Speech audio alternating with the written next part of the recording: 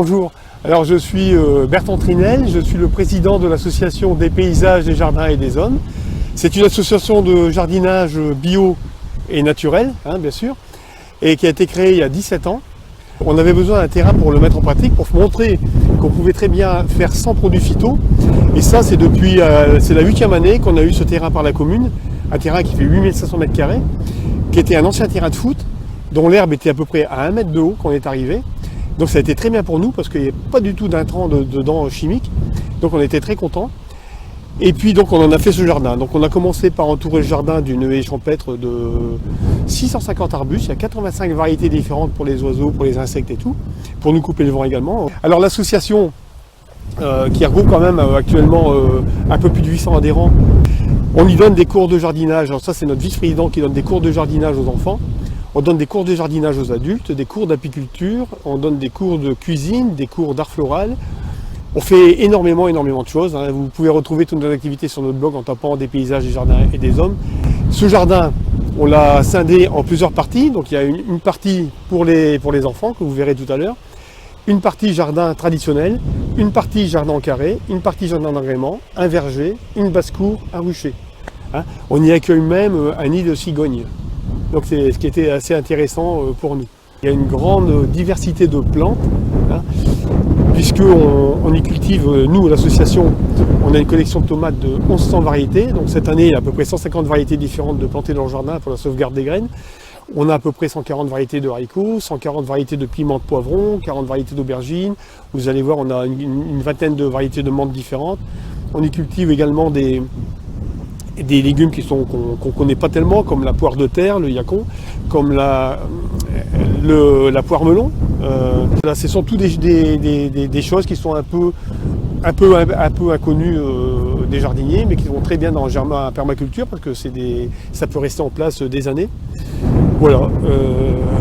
Après, on verra pour les méthodes de jardinage.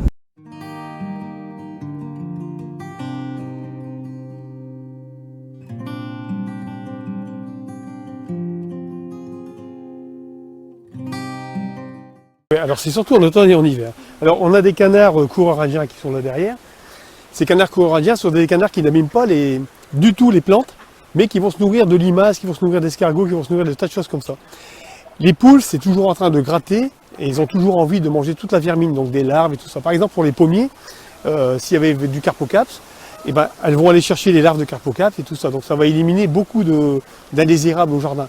Donc c'est une chose bénéfique pour le jardin de laisser courir toute la volaille à l'extérieur. Voilà, c'est pour ça qu'on les laisse courir, pour nous aider. Ce sont des auxiliaires du jardin.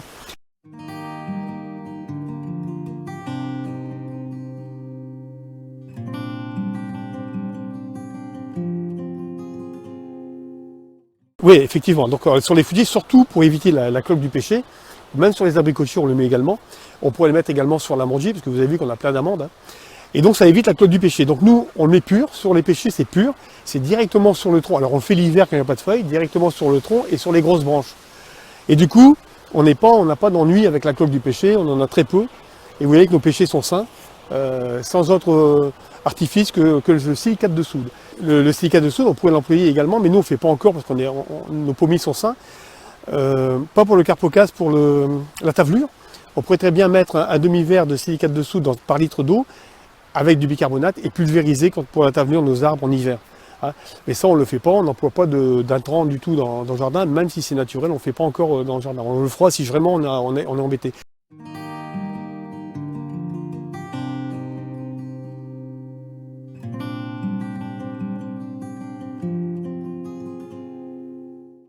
Alors déjà par la grande diversité de plantes qu'on a dans le jardin. Mais ensuite on a installé des hôtels à insectes. Alors ici c'est un adhérent qui nous l'a fait. Un hôtel à insectes avec uniquement des branches de bois qui sont percées pour les abeilles solitaires. Donc c'est intéressant d'avoir des abeilles solitaires dans le jardin. Ici c'est fermé, là c'est sorti. On a d'autres hôtels à insectes un peu plus loin qu'on verra tout à l'heure. Mais surtout il y a des coins qu'on laisse sauvages, complètement sauvages. Des tas de bois qui restent sur place, qui vont attirer des insectes, mais qui vont attirer des rongeurs, des hérissons qui vont pouvoir se mettre à l'abri. Parce que les hérissons, il faut savoir que le hérisson est en voie de disparition actuellement. L'idéal, c'est un milieu naturel pour le hérisson. Et le hérisson, c'est un auxiliaire du jardin du jardinier, donc il va se nourrir de limaces, de tas de choses, de larves, d'escargots et puis de plein de larves qui sont nuisibles, qui s'attaquent à nos légumes. Il faut accueillir les oiseaux, il faut accueillir plein de choses avec des nichoirs, il faut mettre des arbres bien différents, d'essences différentes. Hein. Mettre une haie champêtre plutôt que des conifères, des tuyas ou des cyprès. Les tuyas et les cyprès sont des arbres qui viennent à 30 mètres de haut, donc il faut les tailler 2 fois par an. La haie champêtre, ce sont des arbres et des variétés différentes.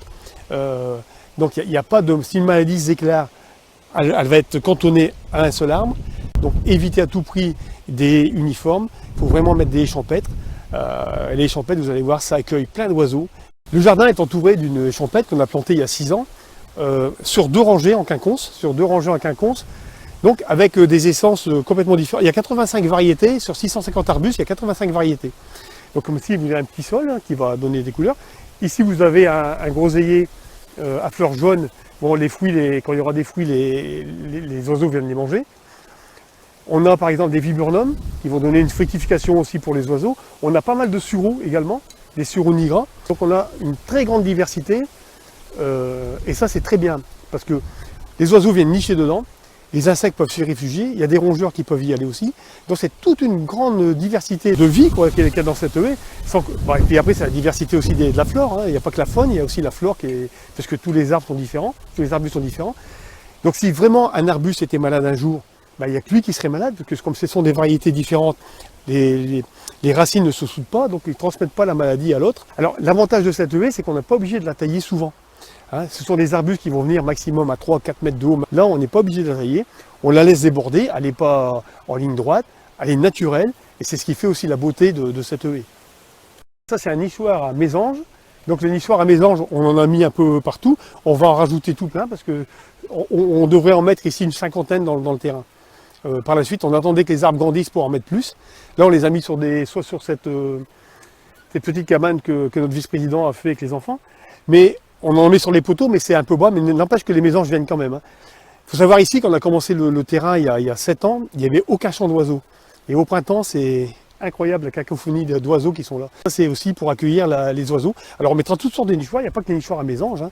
Il y a aussi les nichoirs à rouge-gorge, enfin les rouges-gorges, il y a plein de choses, quoi, les grimpaux. Voilà, on va essayer de faire plein de nichoirs différents. Les mésanges, c'est hyper utile. C'est pour le carpocaps, hein, par exemple, il faut en avoir. Alors maintenant, on parle de la pyrale du buis qui arrive chez nous, et ben les mésanges aiment bien l'attaquer. Plus vous avez d'oiseaux comme ça, plus on a d'oiseaux dans le jardin, et mieux c'est.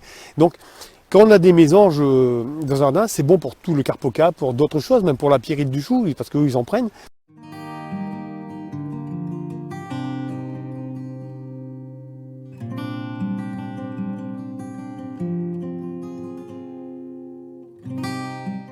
On met de la cinte pour faire de la décoction de la cinte contre les pucerons, mais on met cette plante aussi parce qu'au printemps, quand elle est jeune, toute l'extrémité de la plante est couverte de pucerons. Donc nous, on ne va pas déclencher un plan sec quand on a des pucerons, au contraire, on va essayer d'attirer les pucerons.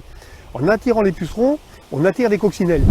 Et quand les visiteurs venaient en début d'année, qui voyaient les pucerons, ils étaient un peu étonnés, mais quand ils revenaient une semaine après, il y avait quasiment plus de pucerons, par contre il y avait plein de coccinelles, et une semaine après, il y avait plein de larves de coccinelles.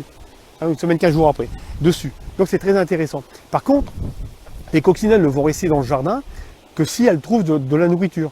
Donc d'où la mise en place de capucines, on sème des capucines, on met des fèves. Sinon, il y a des pucerons qui viennent également sur les groseilliers, donc nous on laisse, on ne s'embête pas avec ça. Et on n'est jamais envahi. Et puis, il y a une autre plante insecticide qui est la tanésie. Et vous voyez, à ce moment, il y a plein de pucerons sur cette tanésie. Et là, dans une semaine, pareil, il y aura des coccinelles qui vont se nourrir de ces pucerons. Et c'est très intéressant pour nous d'avoir cette plante. En plus, on peut en faire des décoctions avec cette plante pour justement lutter contre des pucerons ou lutter contre d'autres choses, hein, parce que c'est une plante insecticide. Voilà. Alors, on va parler par exemple des choux.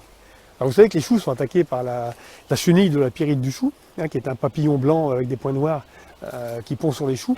Donc, pour éviter qu'elle vienne pondre, il y a quand même des plantes ici, comme la tanésie, qui ont une odeur répulsive pour le papillon. Donc le papillon ne va pas venir, donc on peut en mettre, quand les choux poussent, on peut en mettre sur les choux, on peut en mettre entre les rangs de choux, pour éviter que les papillons ne viennent. Il y a aussi une autre plante qui est intéressante, c'est un arbre, c'est l'aulne. Un aulne, vous cueillez des branches d'aulne vertes, vous les piquez dans le sol entre les choux, et les papillons ne viendront pas parce qu'ils ont horreur de cette odeur de l'odeur de l'aulne. Mais par contre, quand elles sèchent, ça n'a plus ce même effet. Donc il faut les remplacer tous les 2-3 jours. Hein.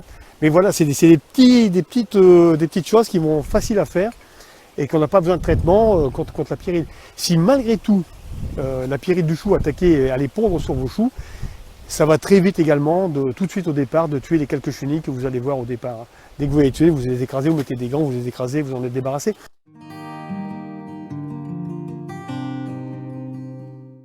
Le but de ce jardin, c'est d'avoir une grande diversité de plantes pour avoir un équilibre.